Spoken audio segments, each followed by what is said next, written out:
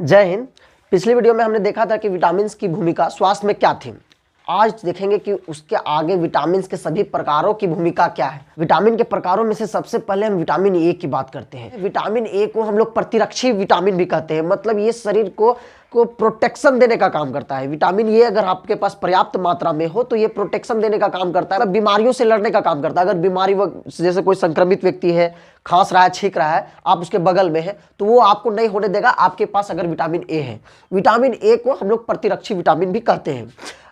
इसका अगर स्रोत की बात कर ले, ये आपको हरी साग सब्जी बहुतों जगह मिल जाएगा, लेकिन अगर मेनली हम लोग बात करें तो पीला फल मतलब पका हुआ फल। यदि विटामिन ए की कमी हो जाए तो एक बीमारी होती है जिसको हम लोग बोलते हैं नाइट ब्लाइंडनेस यानी रतौंधी।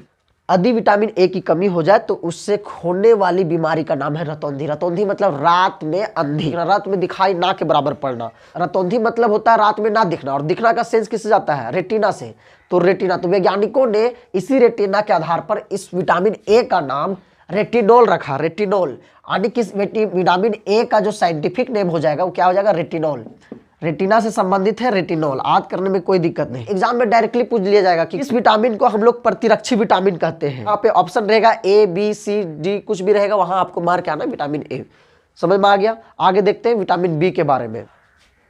आगे हम बात करते हैं विटामिन बी के बारे में। विटामिन बी ना एक जटिल विटामिन है। इसको बोला जाता है बी कॉम्प्लेक्स। बी कॉम्प्लेक्स ये हमको ताकत देने का भी काम करता है, इसलिए आप देखेंगे ताकत में जितना सिरप वगैरह होता है उसमें बी कॉम्प्लेक्स मिला जाता है। और मेनली इसके स्रोत के बारे में बात कर ले तो चावल का जो ऊपर वाला परत होता है, देखे होंगे कि जब चावल को बनाते हैं, जब भात बनाते हैं तो आप एक माड़ गिरता है। माड़ मतलब कि जब उसको पसाते हैं तो माड़ जो निकलता है पानी वाला, जो लस पूरा रहता है, उसी में विटामिन बी होता है। विटामिन बी का बहुत अच्छा स्रोत है। मेनली तो विटामिन बी बहुत ज़्यादा जगह पाया जाता है, आपको साग सब्जी में भी मिल जाएगा, लेकिन ज़्यादातर हम लोग चावल यूज करते हैं तो चावल की जो ऊपरी वाला परत होता है उसी में पाया जाता है विटामिन बी। बाजार का चावल जो है उसमें पॉलिश किया हुआ रहता है, पॉलिश करने से माड़ ज़्यादा नहीं गिरता है, तो विटामिन बी वहाँ कम हो जाती है। इसकी कमी से होने वाला बीमारी का नाम है बेरी। विटामिन बी की कमी से होने वाली बीमारी का क्या नाम है? बेरी मतलब ये होता है ना कि देखे होंगे कि हमारे स्किन में त्वचा से रिलेटेड है। त्वचा में कहीं देखेंगे काला पड़ा हुआ है, झुलसा उलसा कुछ नहीं, लेकिन फिर भी काला उला पड़ा है।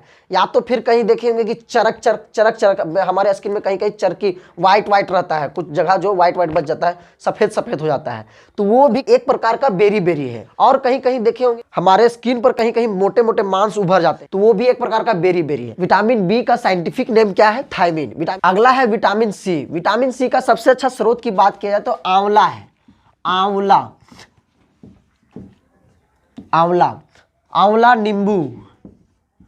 नींबू।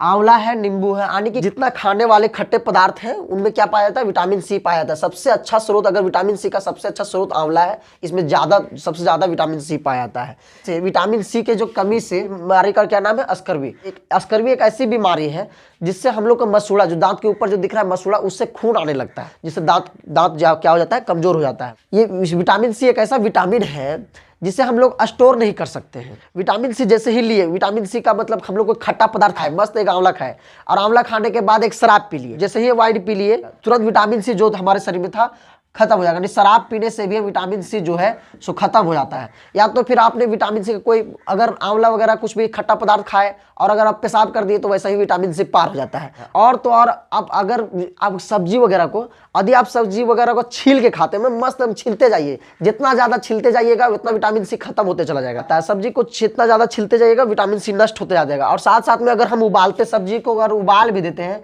सब्जी को उबालने से भी क्या होता है? विटामिन सी नष्ट होते चला जाता है। यानी कि विटामिन सी जो है सो जैसे अगर सब्जी को उबाल भी दिए तो पर भी नष्ट हो जाएगा, सब्जी को छील भी दिए तो पर भी नष्ट हो जाता है। सब्जी को छील, यहाँ तक कि अगर फल वगैरह दे देखे, सेब लड़का लोग बस मस्त एकदम छील के खाता है, छिलता है उसके बाद खाता है, तो एकदम छील के अगर आप खा रहे हैं तो उसका विटामिन सी तो ऐसे ही छिलने से पार हो जाता है। तो छिलने से पार हो रहा है, उबालने से पार हो रहा है, शराब पीने से, जैसे ही शराब पिए विटामिन सी का सारा नष्ट हो गया। अगर विटामिन सी का सबसे अच्छा अगर खासियत है, आपके पास विटामिन सी जितना भर के रहेगा आपका घाव भी उतना जल्दी ठीक होते चला जाएगा। यानी कि घाव को ठीक करने में किसका हाथ है? Vitamin C. अगर घाव आपका ठीक नहीं हो रहा है तो वहाँ दुइये को फैक्टर है, या तो आपका विटामिन सी की कमी होगा, या तो फिर दूसरी बात कि आपका शुगर लेवल हाई होगा। शुगर लेवल मतलब नहीं देखते होगा कि बोलता होगा कि अरे इसका शरीर में बड़ी मीठ है, नहीं ठीक हो रहा है घाव वगैरह, तो वो शुगर लेवल बढ़ जाता है, वहाँ पे विटामिन सी की कमी होता है। यानी कि विटामिन सी की कमी है तो शुगर लेवल आप ऑटोमेटिक हाई हो जाएगा। तो विटामिन सी आपके पास पर्याप्त मात्रा में है तो घाव को भरेगा। हमने देखा कि विटामिन सी के कमी से होने वाली बीमारी का नाम स्कर्वी था। कहाँ स्रोत होता है? खट्टे पदार्थों में विटामिन सी का स्रोत होता है। विटामिन सी का साइंटिफिक नाम है वो है एस्कॉर्बिक एसिड। अगला है विटामिन डी। विटामिन डी एकमात्र ऐसा विटामिन है जिसे हार्मोन भी बोला जाता है। ये इसको सनशाइन भी बोला जाता है। सनशाइन इसलिए बोला जाता है क्योंकि ये धूप की रोशनी से प्राप्त होने वाला विटामिन है। धूप की रोशनी के साथ साथ अगर और स्रोत की बात कर ले कि इसके और स्रोत क्या है, तो स्रोत है मछली, मांस मछली जो होता है, मछली में आपको मिलेगा विटामिन डी। लेकिन यहाँ कंफ्यूजन वाली बात है। अगर पूछ दिया कि विटामिन डी मछली में पाया जाता है कि नहीं, तो वो तो सही है। लेकिन अगर पूछ बैठे मछली के यकृत में कहाँ पाया जाता है, तो विटामिन ए, इसमें पाया जाता है विटामिन ए।